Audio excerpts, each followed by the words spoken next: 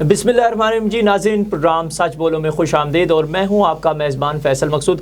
آج ہمارے ساتھ موجود ہیں اسٹوڈیو میں پاکستان تحریک انصاف کے deputy general secretary north Punjab Arif Abbasi صاحب۔ آپ کو بتاتا چلوں مزید یہ سابق چیئرمین RDA راولپنڈی اور ایکس MPA بھی رہے ہیں۔ سر، ہم آپ کو اپنے پروگرام میں خوش آمدید کہتے ہیں۔ بہت شکریہ۔ آغاز کروں گا سر، آپ کا جو ٹینیور آپ کا گزرا اس پہ بات کریں گے، RDA سے ریلیٹڈ بات کریں گے۔ آج کل بھی اور پہلے بھی در پہ در جو نجی اور غیر قانونی ہاؤسنگ سوسائٹیاں بن رہی ہیں، جن کی رجسٹریشن کہاں سے ہو رہی ہے اور کون کر رہا ہے، یہ سارا سلسلہ سر بتائیے گا اس پہ ذرا۔ بسم اللہ الرحمن الرحیم جی، بدقسمتی تھی کہ پاکستان کے باقی شہروں کی طرح راولپنڈی میں بھی جو پرائیویٹ ہاؤسنگ سوسائٹیاں ہیں، ان کے جس طرح عوام کو یہ لوٹ رہی تھی اور عوام کا سرمایہ ڈوب رہا تھا، انفارچونیٹ تھا۔ جیسے ہی میں نے چارج لیا، میں نے کوشش کی کہ ان کو قانون کے دائرے میں لائیں۔ اس کے لیے سب سے پہلے جو انلیگل ہاؤسنگ سوسائٹیاں تھیں ان کے اشتہارات پہ پابندی لگائی، print media, electronic media, social media, پھر ان کی بجلی اور گیس کے کنیکشن پہ، ٹیلی فون کے کنیکشن پہ پابندی لگائی کہ انلیگل سوسائٹیوں کو بجلی، گیس اور ٹیلی فون کے کنیکشن نہ ملے۔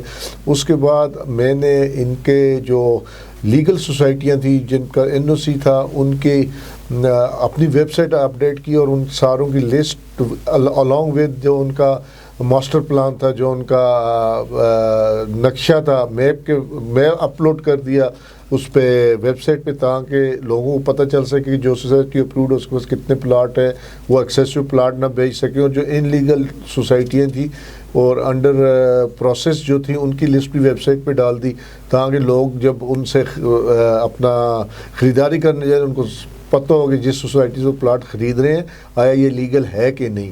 اور اس کے علاوہ ان لیگل سوسائٹیوں کے خلاف بے تحاشا آپریشن کرائے، ان کے آفسز سیل کیے، ڈیمولش کیے اور کافی حد تک اس چیز کو کنٹرول کیا کہ غیر قانونی ہاؤسنگ سوسائٹیاں عوام کو نہ لوٹ سکیں۔ سر، دیکھا گیا راولپنڈی ڈیولپمنٹ اتھارٹی جو عوام کا اکثر یہ ہوتا ہے کہ غیر قانونی جو ہاؤسنگ سوسائٹیاں تھیں وہ عوام کا ٹھیک ٹھاک پیسہ جو ہے وہ کھا گیا ہے، اس میں RDA کیا کردار ادا کر رہی ہے؟ دیکھیں جی، جو RDA کا رول ہوتا ہے وہ سپروائزری رول ہوتا ہے۔ ہم نے جو سوسائٹی جس کو ہم NOC دیتے ہیں اس کا ہم 20% جو اس کی زمین ہے وہ اگینسٹ ڈیولپمنٹ اپنے پاس رہن رکھ لیتے ہیں، تاکہ اگر خدا نخواستہ کوئی سوسائٹی ڈیلیور نہ کر سکے تو اس جو زمین ہمارے پاس رہن رکھی ہوئی ہے اس کو ہم بیچ کر اور سوسائٹی کی ڈیولپمنٹ کرا سکے۔ اور جو انلیگل ہیں، جو جن کے پاس NOC نہیں ہے، اس سے ہماری کوشش ہوتی ہے کہ ان کو ایکسپوز کیا جائے، ان کے خلاف ایکشن لیا جائے، وہ اپنا بتے کا عوام کو اپنی وہ چیزیں نہ بیچ سکیں جو اپروڈ نہیں ہے۔ تو اس میں کافی حد تک آپ کے پاس پریونٹیو میئرس کیا ہوتے ہیں، ہم نے ان کے بائی لاک ان کے ایڈورٹائزمنٹ پہ پابندی لگائی تھی، وہ الیکٹرانکس میڈیا میں، پرنٹ میڈیا میں، وہ سوشل میڈیا پہ ایڈورٹائز نہیں کر سکتے تھے۔ پھر اسی طرح ان کو مزید ڈسکریج کرنے کے لیے، جیسے کہ میں نے آپ کو کہا کہ ہم نے ان کے الیکٹرک کے کنیکشنوں پہ پابندی لگا دی تھی، ان کے گیس کے کنیکشنوں پہ، تاکہ یہ لوگ NOC لیں اور عوام کو نہ لوٹ سکیں۔ پرویٹو جتنے میئرز ہیں سارے اسی سال جتنا عرصہ میں رہا ہوں اس دوران لیے گئے۔ سر، یہ بتائیں کہ عوام کو غیر قانونی ہاؤسنگ سوسائٹیوں سے بچانے کے لیے RDA نے کیا اقدامات کیے ہیں؟ اس میں ہم نے فوقتاً فوقتاً ہم اخبارات میں اشتہار بھی دیتے رہے ہیں، اور اس کے بعد RDA کی ویب سائٹ پہ ہر چیز اپڈیٹ ہوتی ہے۔ اس میں جو لسٹ ہے وہ ہم نے ڈالی ہوتی ہے جو لیگل سوسائٹی ہیں، اس کے علاوہ ساری ان لیگل ہیں۔ پھر ان کے خلاف جو ایکشن ہوتے ہیں وہ بھی ہم اپنی ویب سائٹ کے تھرو اپڈیٹ کرتے ہیں، اور الیکٹرانکس اور پرنٹ میڈیا کے ذریعے ہم کوشش کرتے ہیں کہ عوام اویئر رہیں۔ سر جی، آپ کے ٹینیور میں بھی اور ہمیشہ آج بھی جو نجائز تجاوزات ہیں اس کے خلاف آپریشن ہو ہی نہیں رہا۔ ابھی بھی جائیں راولپنڈی کی حالت اگر آپ دیکھیں، وہاں پہ نجائز جو لوگوں نے پراپرٹیز بنائی ہوئی ہیں، تجاوزات بنائے ہوئے ہیں، اس پہ کوئی ایکشن نہیں ہوتا۔ اگر RDA پہ اگر ہم کہتے ہیں کہ RDA نے کوئی کام نہیں کیا، RDM پہ ڈال دیتا ہے کینٹ پہ کہ کچھ ایریا ہمارے پاس ہی۔ یہ بتائیں سر جی، RDA کے پاس جو کورڈ ایریا ہے، جو رقبہ ہے، وہ کتنا ہے کہ وہاں پہ جو نجائز تجاوزات ہیں اس پہ آپ نے کتنا ایکشن کیا؟ دیکھیں، شہر 3 حصوں میں تقسیم ہے۔ میکسیمم شہر کا حصہ جو ہے وہ TMA کے پاس ہے، وہ TMA دیکھتی ہے۔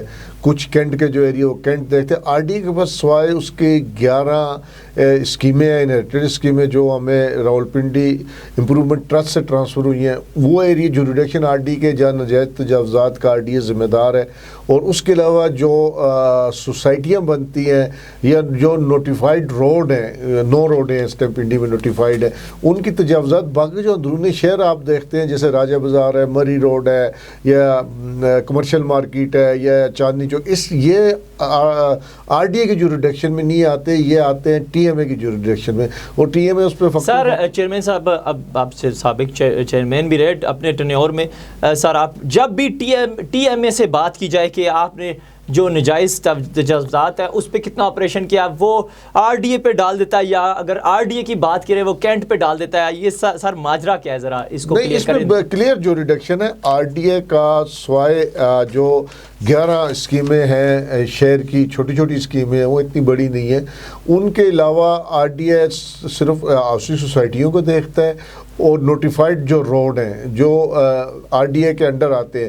اندرون شہر سوائے اس 11 اسکیموں کے کوئی بڑی مارکیٹ آر ڈی اے کے جو ریڈکشن میں نہیں آتی. اور بڑا کلیئر کٹ ہے اس میں, آپ اگر آر ڈی اے کی ویب سائٹ پہ جائیں تو وہاں ساری انفارمیشن ہم نے اپلوڈ کی تھی, بھائی کون سا ایریا آر ڈی اے کا ہے, کون سا ٹی ایم اے کا ہے, کون سا ایریا کنٹونمنٹ بورڈ کا ہے, اور اس میں ضلع کونسل تھی, کچھ ایریا ضلع کونسل کا ہے. تو اس میں ساری میرا خیال ہے کہ میجر رسپانسبلٹی ٹی ایم اے کی اور اس کی آ جاتی ہے, ضلع کونسل کی. اس کے بعد یہ اپنا جو کنٹونمنٹ بورڈ ہے, آر ڈی اے کے پاس بالکل چھوٹا سا ایریا ہے. آر ڈی اے کی جوریڈکشن بہت کم ہے. آر ڈی اے کا وہ فنکشن نہیں جو سی ڈی اے یا ایل ڈی اے کا ہے. آر ڈی اے کا ٹوٹلی ڈفرینٹ اور بہت محدود سا اس میں رول ہے. بس اب جب بھی سی ڈی اے کی بھی جب بات کرتے ہیں ہم چیئرمین سے, سی ڈی اے کے چیئرمین سے بات کرتے ہیں, وہ میٹروپولیٹن پہ الزامات ڈال دیتے ہیں کہ ہمارا نہیں ہے, یا اگر ہم نے کام کیا تو کریڈٹ ان کو کیوں جا رہا ہے, ایسے ہی سلسلہ چلتا ہے. تھوڑی بات کریں گے سیاسی.